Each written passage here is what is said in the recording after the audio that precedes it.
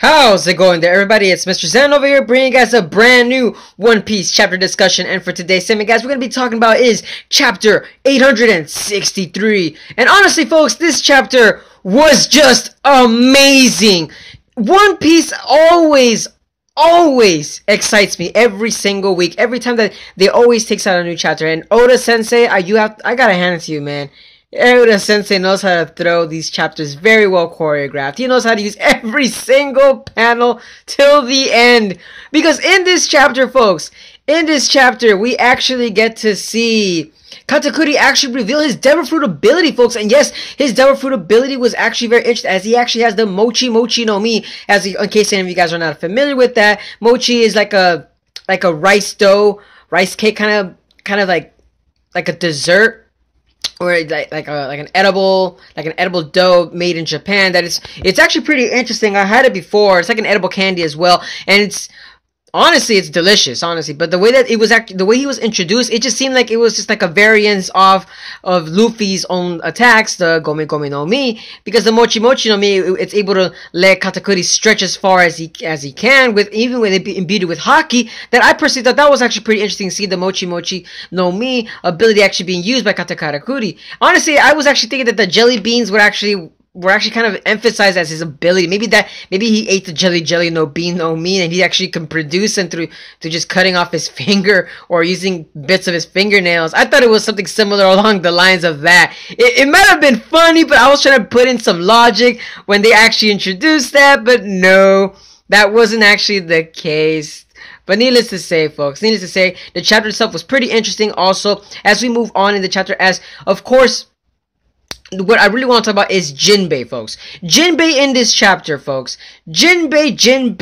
I'm going to emphasize on Jinbei, folks, because Jinbei himself, guys, has the biggest cojones I have ever seen in the One Piece universe itself.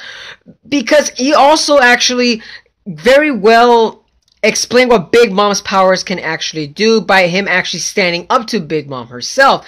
Now, in the chapter, of course, in the chapter, we actually see Jinbei actually finally yell out his exclamation and his proclamation of how he's actually now joining the Straw Hat Pirate crew themselves. And he did it in such a suave and in a very nonchalant way that he actually drank some sake. He drank some sake, guys. And he literally told Big Mom in front of her face while all the chaos is ensuing all around them, and told them, alright, this is my way of saying that I'm leaving your organization. Sip, sip, sip. Puts the glass bottle down. Big Mom is furious. Woo! And then from there, the chapter went from 0 to 100. And honestly, that actually made it more sense. As we see Boss Jinbei, he let Big Mom know in such a very well-organized fashion that he's saying that, I'm not like a little child just throwing a tantrum. No, he actually told Big Mom in a very proficient way that, I'm leaving your organization. I'm as two respectable, powerful pirates. Boom, boom, boom. Everything is set, and that's what I'm kind of liking how it's actually going to be. Now, granted, though, Jinbei was also the first one that we've seen so far that his soul hasn't actually escaped, while Big Mom actually tried to take from. And it's interesting because her Big Mom's powers is able to take people's soul by the way of, I believe it was soul vocals, if I remember correctly. I don't know if it was a mistranslation of that of some sorts, but basically what happens is if you even have a shred of fear, folks, of course, then Big Mom's powers are actually able to let your soul actually resonate with Big Mom's voice. And then from there, of course, Big Mom is able to take your own soul away from you. Now, because Jinbei had no fear, and even the proclamation that even stated that, I have no fear of death, because why would I fear in front of a Yonko? Remember, guys, these are his words. Why would he fear a Yonko when he's standing right next to the Pirate King itself? And I personally just busted out laughing, and I laughed for a couple minutes, and I thought to myself, damn, Jinbei, that was a pretty cool line right there. That was pretty suave of him to say that right in front of Big Mom. Jeez H Christ. Like I said, the chapters were just amazing in this week itself, folks. I'm loving the way Jinbei actually handled that with Big Mom herself. And also, the thing about with Jinbei himself as well is that the fact that he was not afraid of death, that he's actually was throwing his life on the line for Luffy, that it leads us to say that it was even foreshadowed earlier in the series that Jinbei was telling, I believe was telling Aladdin that he is willing to throw away his life on the line for Luffy if push comes to shove. So needless to say, it was really foreshadowed at the fact that Jinbei is not afraid of Big Mom. Oh no, siree. But it's just that he wasn't falling for her tricks earlier in the arc itself in order for him to lose his life. Now that, I tell you guys, Jinbei is one heck of a dude.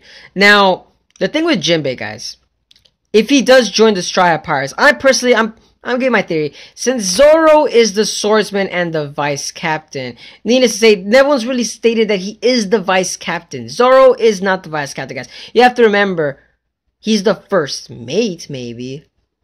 So would people long to say that maybe Jinbei could also be the first mate, or not need to say the first mate, or at least a second in command alongside Luffy? Because if you guys think about it, Jinbei has very much experience leading many people, organizing. He has a very cool collective head. Just the way that he's acting, even on when people are being irrational itself. Jinbei and myself, personally, I feel like he would actually be the head. He could actually take the head crew of the Mugiwara crew and actually make it more organized. As you know, that's the thing with the Straw Hat Pirates, that Jinbei would actually bring that organization to a T. And by that I mean that his suaveness and the way he actually thinks would actually make the Straw Hat Crew a much formidable foes, guys, now in the brand new world. Like I said, Jinbei coming along, it's just amazing, guys. It's just freaking amazing. But needless to say, though, I don't know what position that you could say Jinbei might fall in. I'm just thinking, like, what really position he could actually fall in, guys. I'm personally thinking that maybe the helmsman, but why would they need a helmsman? Unless Jinbei just knows the seas very well enough that maybe he could be the helmsman, or, like I said, he could be another second in command in case Luffy or Zoro are not around. Like I said, it would make sense, honestly. I would personally would not argue if Jinbei was in that case. But like I said, I gotta move on, guys. I gotta move on. That's enough about Jinbei, because actually there's plenty to throw about with Jinbei himself in this chapter. Jinbei was pretty good. But the last topic I do guys want to talk about is Brook himself, guys.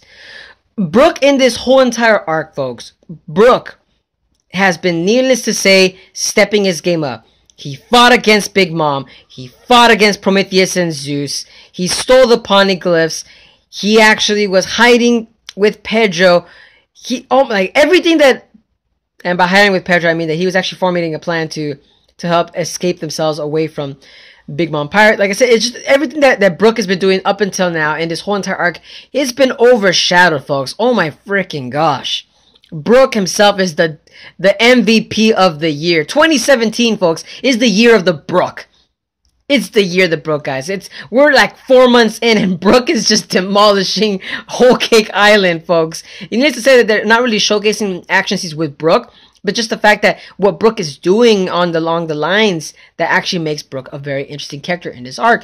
Now, needless to say that Brook broke Mother Caramel's picture. So I'm hoping that if that's going to be doing something towards Big Mom and her actual organization, or if it's going to affect Big Mom's powers, or if it's going to affect the homies themselves. And like I said, we don't know that for sure, but Mother Caramel's photo is destroyed. And personally, I'm thinking that since Mother Caramel's photo is destroyed, maybe that might break Big Mom's psyche, actually, because remember, we don't even know what it might have to do with Big Mom. It could be something else that you could say, what's her face, Pudding might have actually implemented memories inside Big Mom. Like I said, we don't know that for sure. But one thing's for sure, the Mother Caramel's photo is something that we all have to look forward to the next chapter, because that is something that it's a plot device that it's just seemingly thrown at us, but we have to think very rationally as well. What really could it be that it makes this specific item so important throughout the whole entire arc itself, that it's now just being thrown at us like that? It's such a grandeur, and just how it could really mess up the order around the whole Cake Island arc itself. But needless to say, guys, Pudding wasn't really emphasized in this chapter as, no, not really. Pudding was more or less the case along the silence with Sanji itself, as she's actually, sobbing her eyes out with Sanji, of course. But still. But yeah.